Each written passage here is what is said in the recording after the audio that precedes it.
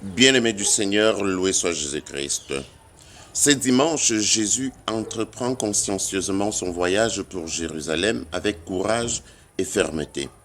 L'expression le visage déterminé, qu'on devrait normalement traduire par visage dur comme pierre, est évocatrice du troisième chant du serviteur souffrant dans le livre d'Isaïe, chapitre 50, versets 6 à 7.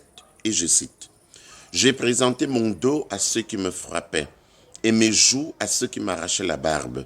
Je n'ai pas caché ma face devant les outrages et les crachats. C'est pourquoi j'ai rendu mon visage dur comme pierre. Fin de citation. Les événements de la Passion, crucifixion et résurrection constituent donc la trame du récit de ce dimanche. Le voyage pour Jérusalem est en réalité le voyage vers le Père. Un voyage qui passe inéluctablement par le drame de la croix. Si le drame de la croix va clairement exposer le rejet de Jésus par les Juifs, nous avons déjà dans l'épisode de ce dimanche son rejet par les Samaritains. Jésus a donc été rejeté par tous, d'abord par des frères ennemis qui s'étaient tous radicalisés dans leur inimitié. L'inimitié entre Juifs et Samaritains était de longue date.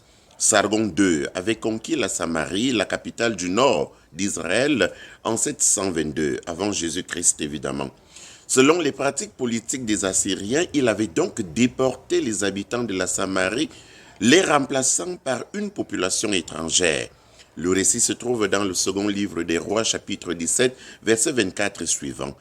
Les nouveaux occupants de la Samarie vont certes embrasser la foi d'Israël, mais sans pour autant abandonner leurs idoles, ce qui va accroître l'hostilité avec le sud d'Israël dont la capitale était Jérusalem. Non seulement ils étaient des étrangers de races différentes, ils vont aussi polluer la foi juive avec le syncrétisme religieux. Les événements historiques qui vont suivre ne feront qu'accroître cette hostilité, notamment le retour de l'exil à Babylone en 538 avant Jésus-Christ. L'offre des Samaritains pour la reconstruction du temple de Jérusalem sera froidement déclinée. Nous trouvons cela dans le livre d'Esdras chapitre 4. En réponse à ce rejet, ils vont construire leur temple sur le mont Garizim. Jésus est donc rejeté par les Samaritains parce qu'il est étranger. Et pourtant, il ne cherchait qu'une brève hospitalité pour ensuite poursuivre sa route vers Jérusalem. Jésus a personnellement expérimenté ce que signifie se voir refuser un accueil, une faveur et même des droits humainement fondamentaux, tout simplement parce qu'on est étranger.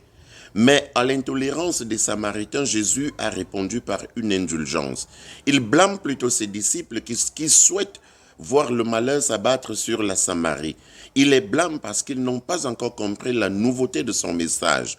Il les blâme parce qu'ils sont encore comme des Samaritains, prisonniers des préjugés qui portent à la discrimination raciale et tribale. Ici, Jésus se présente vraiment comme un expert en humanité. Bien que rejeté par les Samaritains, il ne parlera jamais d'eux en mal. C'est positivement qu'il va toujours présenter les Samaritains comme dans la parabole du bon Samaritain ou encore le lépreux Samaritain qui revient sur ses pas pour remercier Jésus après la guérison. Dans la suite de son voyage, Jésus va faire 3 rencontres qui font découvrir la radicalité de la mise à sa suite.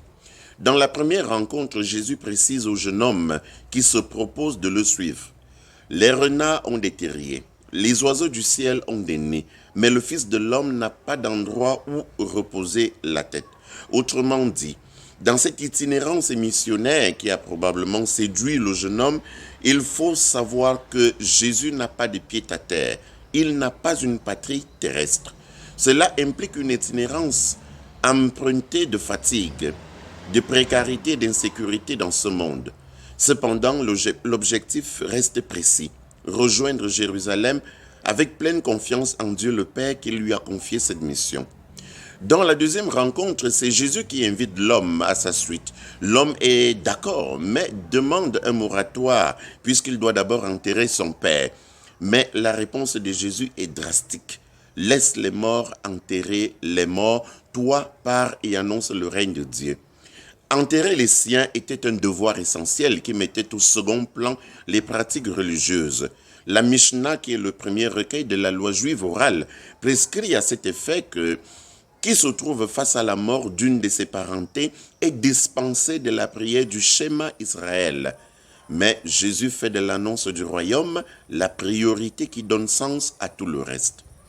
Dans la troisième rencontre, l'appelé est aussi disponible. Toutefois, il veut d'abord faire ses adieux aux siens. Mais Jésus lui répond par une phrase proverbiale. « Quiconque met la main à la charrue, puis regarde en arrière, n'est pas fait pour le royaume de Dieu. » Pour suivre Jésus et être missionnaire, il faut se défaire de la procrastination, des distractions et des nostalgies. Quand Dieu t'adresse un appel, il ne faut pas dire « oui, je veux, mais ». Il n'y a pas de restrictions qui tiennent quand nous offrons à Dieu notre disponibilité. Loué soit Jésus-Christ.